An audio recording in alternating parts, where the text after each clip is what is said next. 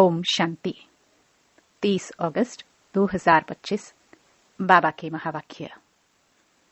मीठे बच्चे, ज्ञान को बुद्धि में धारण कर आपस में मिलकर क्लास चलाओ। अपना और औरों का कल्याण कर सच्ची कमाई करते रहो। प्रश्न: तुम बच्चों में कौन सा अहंकार कभी नहीं आना चाहिए? उत्तर: कई बच्चों में अहंकार आता है कि यह छोटी छोटी बालकियां हमें क्या समझाएंगी।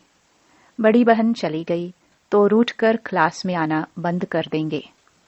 यह है माया के विघ्न।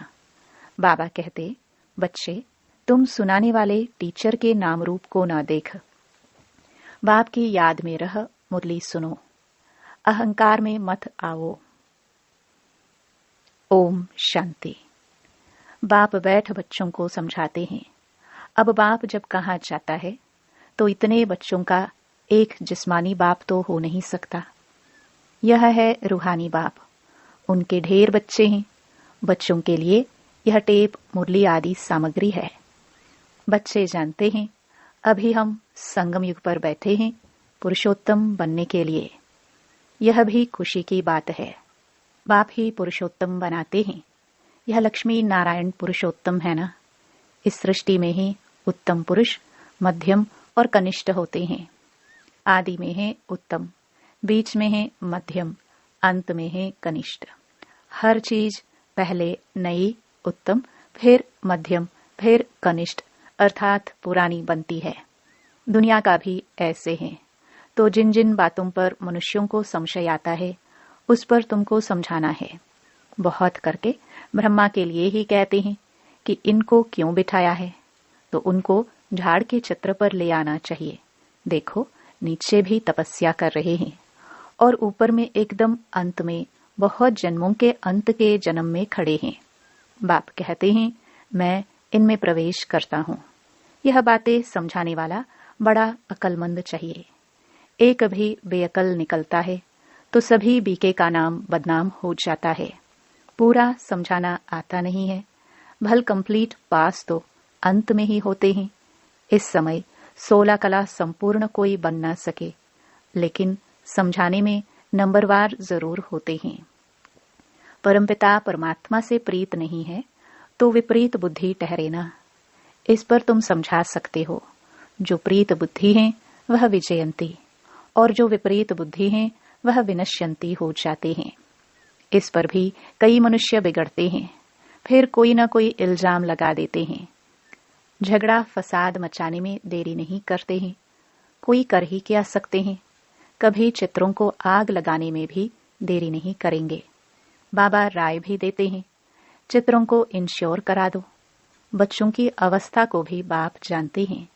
क्रिमिनल आई पर भी बाबा रोज समझाते रहते हैं। लिखते हैं, बाबा, आपने जो क्रिमिनल आई पर समझाया है यह बिल्कुल ठीक कहा है।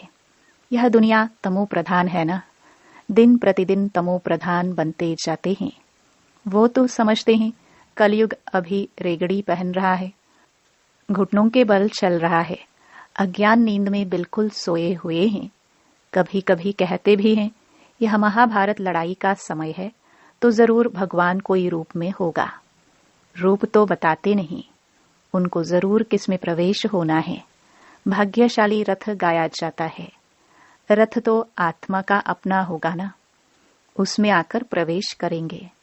उनको कहा जाता है भाग्यशाली रथ।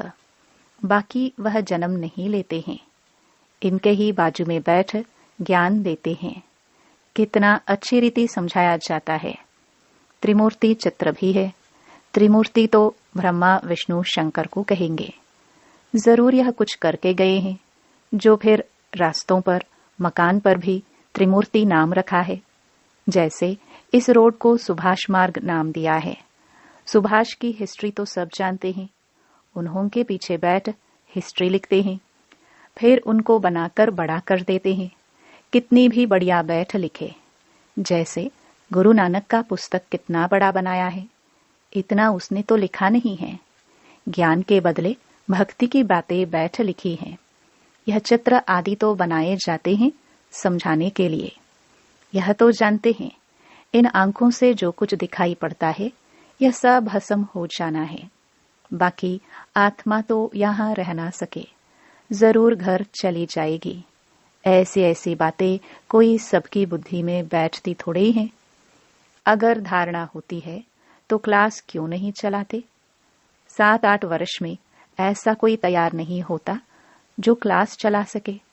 बहुत जगह ऐसे चलाते भी हैं, फिर भी समझते हैं माताओं का मर्तबा ऊंच है। चित्र तो बहुत हैं, फिर मुरली धारण कर उस पर थोड़ा समझाते हैं। यह तो कोई भी कर सकते हैं, बहुत सहज है। फिर पता नहीं क्यों ब्राह्मणी की मांगनी करते हैं। ब्राह्मणी कहाँ गई तो बस रूठ कर बैठ जाते हैं, क्लास में नहीं आते। आपस में खिटपिट हो जाती है। मुरली तो कोई भी बैठ सुना सकते हैं ना।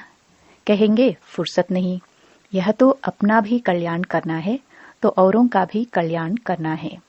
बहुत भारी कमाई है, सच्ची कमाई करानी है जो मनुष्यों का हीरे जैसा जीवन बन जाए। स्वर्ग में सब जाएंगे ना, वहां सदैव सुखी रहते हैं। ऐसे नहीं प्रजा की आयु कम होती है, नहीं, प्रजा की भी आयु बड़ी होती है।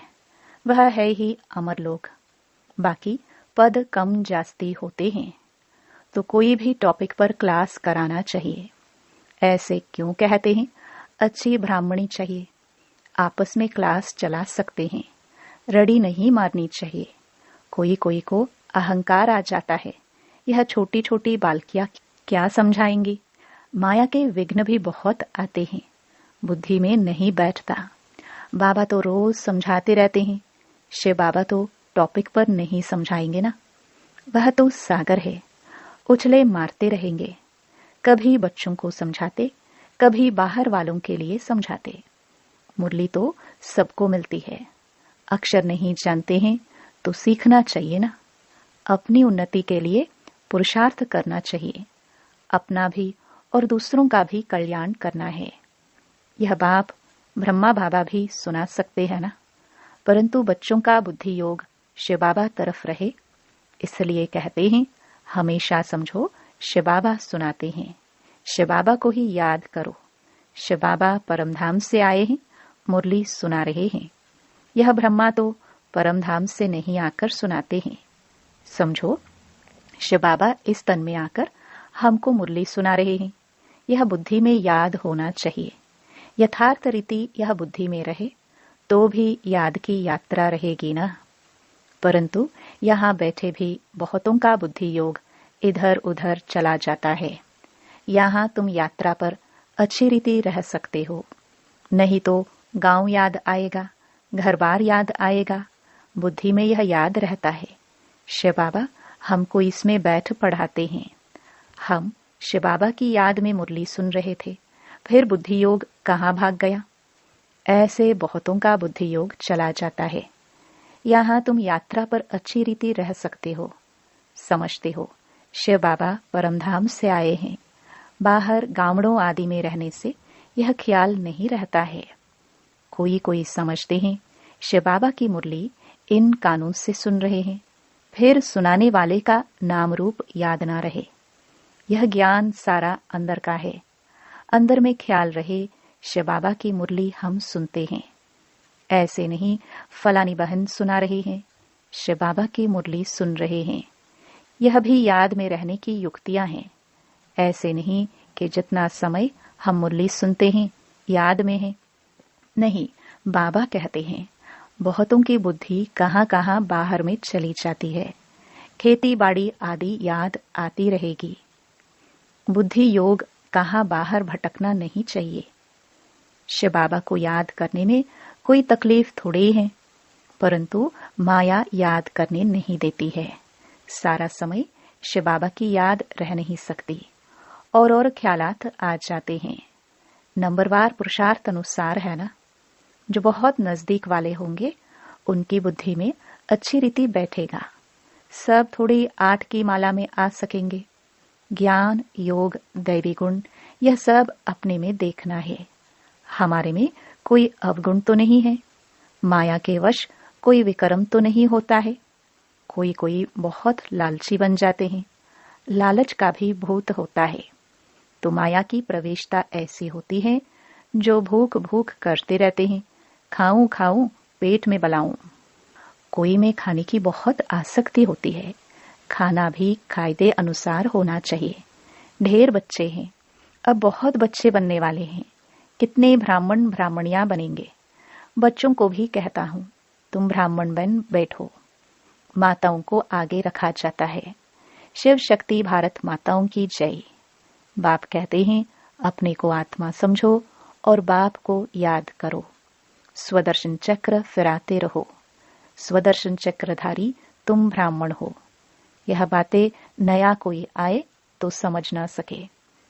तुम हो सर्वोत्तम ब्रह्मा मुखवंशावली ब्राह्मण कुलभूषण स्वदर्शन चक्रधारी। नया कोई सुने तो कहेंगे स्वदर्शन चक्र तो विष्णु को है। यह फिर इन सबको कहते रहते हैं, मानेंगे नहीं, इसलिए नए नए को सभा में अलाउ नहीं करते, समझ नहीं सकेंगे। कोई कोई फिर बिगड़ पड़ते हैं। क्या हम बेसमझ हैं जो आने नहीं दिया जाता है? क्योंकि और सत्संगों में तो ऐसे कोई भी जाते रहते हैं, वहां तो शास्त्रों की ही बातें सुनाते रहते हैं। वह सुनना हर एक का हक है, यहाँ तो संभाल रखनी पड़ती है। यह ईश्वरीय ज्ञान बुद्धि में नहीं बैठता तो बिगड़ पड़ते हैं। चित्रों की भी संभाल रखनी पड़ती है। इस आसुरी दुनिया में अपनी दैवी राजधानी स्थापन करनी है। जैसे क्राइस्ट आया अपना धर्म स्थापन करने, यह बाप दैवी राजधानी स्थापन करते हैं। इसमें हिंसा की कोई बात नहीं है। तुम न काम कटारी की और न स्थूल हिंसा कर सकते हो। गाते भी हैं, मोद पलिति कपड़ धोए। मनुष्य तो बिल्कुल घोर अंधियारे में है। बाप आकर घोर अंधियारे से घोर सोचरा करते हैं। फिर भी कोई कोई बाबा कहकर फिर मुंह मोड़ देते हैं, पढ़ाई छोड़ देते हैं। भगवान विश्व का मालिक बनाने के लिए पढ़ाते हैं। ऐसी पढ़ाई को छोड़ दे तो उनको कहा जाता है महामूर्ख। कितना जबरदस्त खजाना मिलता है। ऐसे बाप को थोड़ी कभी छोड़ना चाहिए। एक गीत भी है, आप प्यार करो या ठुकराओ, हम आपका दर कभी नहीं छोड़ेंगे। बाप आए ही हैं बेहद की बादशाही देने, छोड़ने की तो बात ही नहीं। हाँ, लक्षण अच्छे धारण करने हैं। स्त्रियां भी रिपोर्ट लिखती हैं, यह हमको बहुत तंग करते हैं। आजकल लोग बहुत बहुत खराब है, बड़ी संभाल रखनी चाहिए। भाइयों को बहनों की संभाल रखनी है। हम आत्माओं को कोई भी हालत में बाप से वर्षा जरूर लेना है। बाप को छोड़ने से वर्षा खलास हो जाता है। निश्चय बुद्धि विजयंती, संशय बुद्धि विनश्यंती। फिर पद बहुत कम हो जाता है। ज्ञान एक ही ज्ञान सागर बाप दे सकते हैं, बाकी सब है भक्ति। भल कोई कितना भी अपने को ज्ञानी समझे, परंतु बाप कहते हैं सबके पास शास्त्रों और भक्ति का ज्ञान है। सच्चा ज्ञान किसको कहा जाता है, यह भी मनुष्य नहीं जानते हैं। अच्छा, मीठे मीठे सिखेलदे बच्चों प्रति माता पिता बाप दादा का याद प्यार और गुड मॉर्निंग। रूहानी बाप की रूहानी बच्चों को नमस्ते। धारणा के लिए मुख्य सार। पहला, ध्यान रखना है कि मुरली सुनते समय बुद्धि योग बाहर भटकता तो नहीं है। सदा स्मृति रहे कि हम शिव बाबा के महावाक्य सुन रहे हैं। यह भी याद की यात्रा है। दूसरा, अपने आप को देखना है कि हमारे में ज्ञान योग और दैवी गुण है। लालच का भूत तो नहीं है।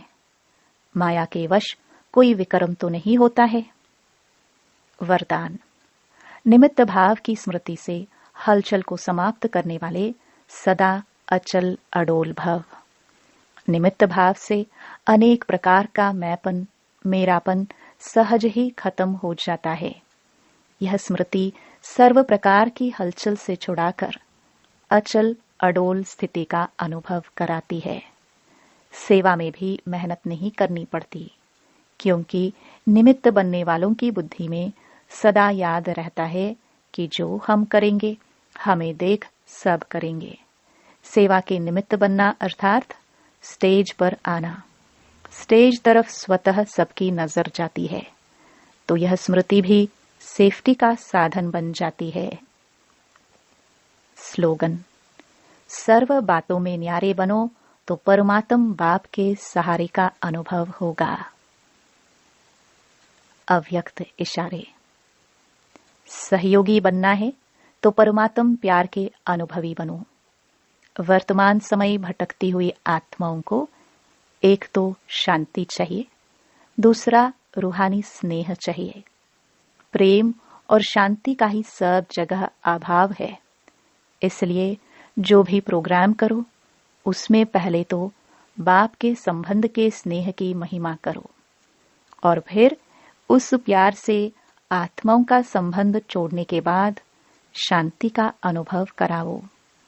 प्रेम स्वरूप और शांत स्वरूप दोनों का बैलेंस हो। ओम शांति।